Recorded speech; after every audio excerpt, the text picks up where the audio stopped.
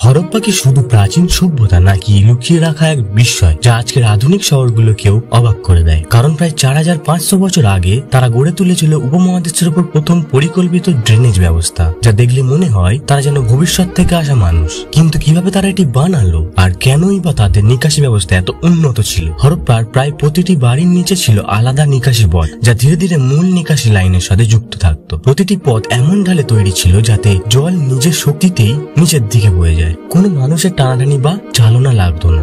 বাড়ির ময়লা বের হলেই তা ঢাকা দেওয়া নিকাশি পথে চুপচাপ শহরের বাইরে চলে যেত। এই ঢাকা দেওয়া নিকাশিটি শহরকে রোগ, দুর্গন্ধ ও পোকামাকড়ের আক্রমণ থেকে রক্ষা করত। এত উন্নত ধারণা তারা পেল কোথা থেকে? গবেষকদের মতে তারা নদীর বন্যা, বর্ষার জল ও মৌসুমী প্রবাহ বহুদিন ধরে বুঝতে বুঝতেই এই বুদ্ধিদীপ্ত জল ব্যবস্থা তৈরি করেছিল। তাই আজও হরপ্পার ড্রেনেজ ব্যবস্থা মানব ইতিহাসের প্রথম বৈজ্ঞানিক নগর পরিকল্পনার উদাহরণ হিসাবে গণ্য করা হয়।